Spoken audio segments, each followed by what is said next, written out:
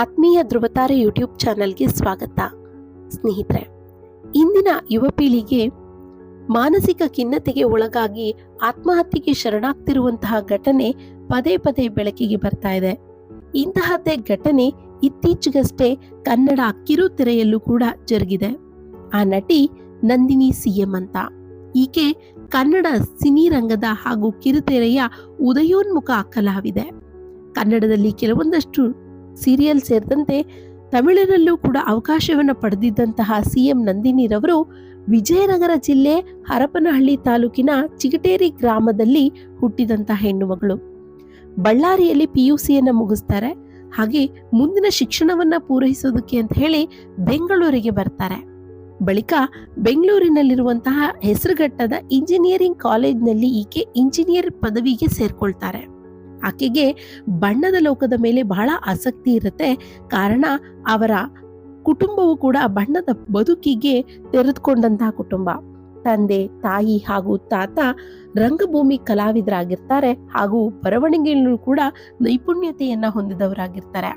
ಆ ಕಾರಣದಿಂದಾಗಿ ಇವರಿಗೆ ರಕ್ತಗತವಾಗಿ ಬಣ್ಣದ ಮೇಲೆ ಆಸೆ ಅನ್ನೋದು ಶುರುವಾಗಿರುತ್ತೆ. ಓದಿನ ಜೊತೆಯಲ್ಲೇ ಈಕೆ ಸೀರಿಯಲ್ ಹಾಗೂ ಸಿನಿಮಾದಲ್ಲಿ ಕೂಡ ಸಣ್ಣ ಪುಟ್ಟ ಪಾತ್ರಗಳನ್ನ ಮಾಡೋದಕ್ಕೆ ಅಂತ ಹೇಳಿ ತಮ್ಮ ಅಭಿನಯದ ಒಂದು ಪಯಣವನ್ನ ಶುರು ಮಾಡ್ಕೊಳ್ತಾರೆ. ಇವರು ಕನ್ನಡದಲ್ಲಿ ಜೀವ ಹೂವಾಗಿದೆ, ಸಂಘರ್ಷ, ನೀನಾದೇನ, ಮದುಮಗಳು, ಅಣ್ಣ ತಂಗಿ ಮುಂತಾದ ಧಾರಾವಾಹಿಗಳಲ್ಲಿ ನಟಿಸಿದ್ದಾರೆ.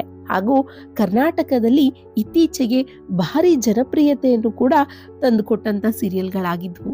ಹಾಗೆ ಕನ್ನಡ ಮಾತ್ರವಲ್ಲದೆ ಈಕೆ ಪಕ್ಕದ ತಮಿಳು ಇಂಡಸ್ಟ್ರಿಯಲ್ಲೂ ಕೂಡ ಹೆಸರುವಾಸಿಯಾಗಿದ್ರು. ಇವರು ತಮಿಳಿನಲ್ಲಿ ಅವರ ಅಭಿನಯದ ನಾಯಕಿಯ ಪಾತ್ರದಲ್ಲಿ ಇವರು ಕಾಣಿಸ್ಕೊಂಡಿರ್ತಾರೆ.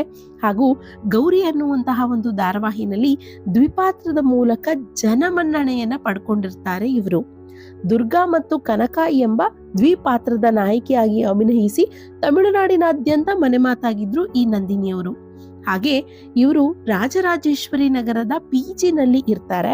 ಸಿನಿಮಾ ಹಾಗೂ ಓದು ಎರಡನ್ನೂ ಕೂಡ ನಿಭಾಯಿಸಿಕೊಂಡು ಹೋಗ್ತಿರ್ತಾರೆ. ಇತ್ತೀಚೆಗಷ್ಟೇ ಅವರಿಗೆ ಒಂದಷ್ಟು ಮಾನಸಿಕ ಖಿನ್ನತೆಗೆ ಒಳಗಾಗಿದ್ರು ಅಂತ ಹೇಳಿ ಅವರ ತಾಯಿ ಹೇಳ್ಕೊಳ್ತಾರೆ. ಅದಕ್ಕೆ ಕಾರಣ 2021-22ರಲ್ಲಿ ಅವರ ತಂದೆ ಅಸುನೀಗಿರ್ತಾರೆ. ಅವರು ಓರ್ವ ಸರ್ಕಾರಿ ನೌಕರರಾಗಿರ್ತಾರೆ. ಆದ ಕಾರಣ ಕನಿಕರದ ಆಧಾರದ ಮೇಲೆ, ಅನುಕಂಪದ ಆಧಾರದ ಮೇಲೆ ಆ ಒಂದು ಕೆಲಸವನ್ನ ಈಕೆಗೆ ಕೊಡಲಾಗುತ್ತೆ. ಅಂದ್ರೆ ಸರ್ಕಾರಿ ಶಾಲೆಯಲ್ಲಿ ಶಿಕ್ಷಕಿಯಾಗಿ ಅಲ್ಲ, ಒಂದು ಗೌರ್ಮೆಂಟ್ ಉದ್ಯೋಗವನ್ನ ಈಕೆಗೆ ಕೊಡಲಾಗುತ್ತೆ 2 ವರ್ಷದ ನಂತರ. ಆದ್ರೆ ಈಕೆ ಆ ಒಂದು ಗೌರ್ಮೆಂಟ್ ಕೆಲಸ ಅಥವಾ ಸರ್ಕಾರಿ ನೌಕರಿಗೆ ತಾನು ಹೋಗೋದಿಲ್ಲ ಅಂತ ಹೇಳಿ ಪಟ್ಟು ಹಿಡಿದು ಕೂತ್ಬಿಡ್ತಾರೆ. ತಾಯಿ ಅದಕ್ಕೆ ಅವರು ಕೂಡ ಜೊತೆಯಾಗಿ ತನ್ನ ಮಗಳಿಗೆ ಇಷ್ಟವಾಗಿಲ್ದೇ ಇರೋಂಥ ಕೆಲಸ ಮಾಡೋದು ಬೇಡ, ಆಕೆ ನಟನೆಯಲ್ಲೇ ಮುಂದುವರಿಲಿ ಅಂತ ಹೇಳಿ ಅವರ ಆಸೆಗೆ ಇವರು ಕೂಡ ಇಂಬು ಕೊಡ್ತಾರೆ. ಆಕೆ ನಟನೆಯಲ್ಲಿ ಮುಂದುವರಿಲಿ ಅಂತ ಹೇಳ್ತಾರೆ. ಈಕೆ PGನಲ್ಲಿ ಇದ್ಕೊಂಡು ಅಭಿನಯಕ್ಕೂ ಕೂಡ ಗಮನ ಹರಿಸ್ತಾ ಇರ್ತಾರೆ. ಆದ್ರೆ ಇತ್ತೀಚೆಗಷ್ಟೇ ಅವರ ತಾಯಿಗೆ ಅವರು ಕರೆಯನ್ನ ಮಾಡಿರ್ತಾರಂತೆ, ಒಂದು 2-3 ತಿಂಗಳ ಹಿಂದೆ ಮಾಡಿ ತಾನು ಮತ್ತೆ ಗೌರ್ಮೆಂಟ್ ಉದ್ಯೋಗಕ್ಕೆ ಸೇರ್ತೇನೆ ಅಂತ ಹೇಳಿ ಅವರ ಆಸಕ್ತಿ ತೋರಿಸಿದಾಗ ಮತ್ತೆ ತಾಯಿ ಅವರಿವರನ್ನ ಕೇಳಿ ಹಾಗೆ ಮತ್ತಷ್ಟು ಪತ್ರಗಳನ್ನ ಬರೆದು ಕೆಲಸವನ್ನ ಗಿಟ್ಟಿಸ್ಕೊಳ್ಳೋದ್ರಲ್ಲಿ ಇವರು ಮುಂದಾಗ್ತಾರೆ. ಹಾಗೆ ಕೆಲಸದ ಕರೆ ಕೂಡ ಬರುತ್ತೆ. ಅದಾದ ನಂತರ ಈಕೆಗೆ ಮತ್ತೆ ಮನಸ್ಸು ಯಾವ ರೀತಿ ಚೇಂಜ್ ಆಯ್ತೋ ಬದಲಾಯ್ತೋ ಗೊತ್ತಾಗ್ಲಿಲ್ಲ. ತದನಂತರ ಆಕೆ ಮತ್ತೆ ತಾಯಿಗೆ ಕರೆ ಮಾಡಿ ತಾನು ಕೆಲಸಕ್ಕೆ ಹೋಗಲೇಬೇಕಾ, ಈ ಕೆಲಸನ ತಾನು ಕೈ ಬಿಡ್ಬೋದಲ್ವಾ ಅಂತನೂ ಕೂಡ ಕೇಳ್ತಾಳೆ. ಇದರಿಂದ ಅವ್ರ ತಾಯಿಗೆ ನೋವಾಗುತ್ತೆ. ಯಾಕೆ ಮಗಳು ದಿನಕ್ಕೊಂದು ಮಾತನ್ನ ಬೇರೆ ಬೇರೆ ರೀತಿ ಈ ತರ ಹೇಳ್ತಿದ್ದಾಳೆ ಅನ್ನೋದು ಅವ್ರಿಗೆ ನೋವಾಗುತ್ತೆ. ಏನ್ ಬೇಕಾದ್ರೂ ಮಾಡ್ಕೋ, ನಾನು ನಿನ್ಗೆ ಇದಕ್ಕೋಸ್ಕರ ಎಷ್ಟು ಕಷ್ಟಪಟ್ಟಿದ್ದೀನಿ, ಎಷ್ಟೆಲ್ಲ ಓಡಾಡಿದ್ದೀನಿ ಅಂತ ಹೇಳಿ ಅವ್ರ ನೋವನ್ನ ಅಳಲನ್ನ ಅವರು ಹೊರ ಹಾಕ್ತಾರೆ. ಹಾಗೆ ಅವರಿಬ್ರು ಕೂಡ ಸುಮಾರು 20 ದಿನಗಳಿಂದ ಮಾತನಾಡಿರಲ್ಲ ತಾಯಿ ಮಗಳು. ಆದ್ರೆ ಒಂದು ದಿನ, ಅದೇ ಡಿಸೆಂಬರ್ 28, 2025ರಂದು ತನ್ನ PGಯ ರೂಮ್ ನಲ್ಲಿರುವಂತಹ ಕಿಟಕಿಯ ಸರಳಿಗೆ ನೇಣು ಹಾಕೊಂಡು ಈ ಒಂದು ಮುಗ್ಧ ಜೀವವನ್ನ ಕಳ್ಕೊಳ್ಳುತ್ತೆ. ಈ ನಟಿ ಕೇವಲ 26 ವರ್ಷದ ಈಗಷ್ಟೇ ಸಿನಿಮಾ ರಂಗದಲ್ಲಿ ತನ್ನ ಕಲೆಯ ಮೂಲಕ ನೆಲೆಯನ್ನ ಕಂಡುಕೊಳ್ತಿದ್ದಂತಹ ಪ್ರತಿಭೆ ಮಣ್ಣಾಗಿ ಹೋಗುತ್ತೆ. ತನ್ನ ಸ್ವಂತ ನಿರ್ಧಾರದಿಂದ ಈಕೆ ಡೆತ್ ನೋಟ್ ಅನ್ನು ಕೂಡ ಬರೆದಿಟ್ಟಿದ್ದಾರೆ. ತನ್ನ ಸಾವಿಗೆ ಯಾವುದೇ ರೀತಿಯಾದಂತಹ ಕಾರಣ ಇಲ್ಲ, ತನ್ನ ಮನಸ್ಸಿಗೆ ನೋವಾಗಿ ತನಗೆ ಸರ್ಕಾರಿ ಕೆಲಸವನ್ನ ಮಾಡೋದಕ್ಕೆ ಇಷ್ಟ ಇಲ್ಲದೆ, ಮನೆಯಲ್ಲಿ ಹುಡುಗನ್ ತೋರಿಸಿದ್ರು ಮದುವೆ ಆಗೋದಕ್ಕೂ ಇಷ್ಟ ಇಲ್ಲದೆ ತಾನು ಈ ನಿರ್ಧಾರವನ್ನ ತೆಗೆದುಕೊಂಡಿದ್ದಾಗಿ ಆಕೆ ಆ ಒಂದು ಪತ್ರದಲ್ಲಿ ಬರೆದಿದ್ದಾರೆ ಅಂತ ಹೇಳಿ ತನಿಖೆ ಕೂಡ ಹೇಳ್ತಾ ಇದೆ. ಆದರೆ ಇದರ ಹಿಂದಿನ ಅಸಲಿ ಕಾರಣ ಏನು ಅನ್ನೋದು ಇಂದಿಗೂ ಕೂಡ ಬಯಲಾಗಿಲ್ಲ. ಹಾಗೆ ಇದೀಗ ಕೆಂಗೇರಿ ಪೊಲೀಸ್ ಠಾಣಾ ವ್ಯಾಪ್ತಿಯಲ್ಲಿ ಅವರ ತಾಯಿ ಬಸವರಾಜೇಶ್ವರಿರವರು ಒಂದು ಮೊಕದ್ದಮೆನ ಅವರು ಹಾಕಿದ್ದಾರೆ, ಅವರು ಕಂಪ್ಲೇಂಟ್ ಅನ್ನ ದಾಖಲಿಸಿದ್ದಾರೆ.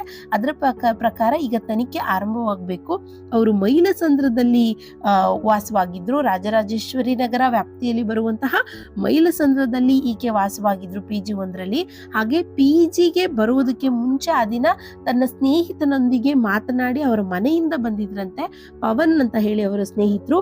ಈಕೆ PGಗೆ ಬಂದ ನಂತರ ಆತ ಕರೆ ಮಾಡ್ತಾರೆ, ಆದ್ರೆ ಯಾರು ಕರೆನ ಸ್ವೀಕರಿಸೋದಿಲ್ಲ. ಫೋನ್ ತೆಗೆದುಕೊಳ್ಳದೆ ಇರೋಂಥ ಕಾರಣ ಆತ PGಯ ಮ್ಯಾನೇಜರ್ ಅವರಿಗೆ ಫೋನ್ ಮಾಡ್ತಾರೆ.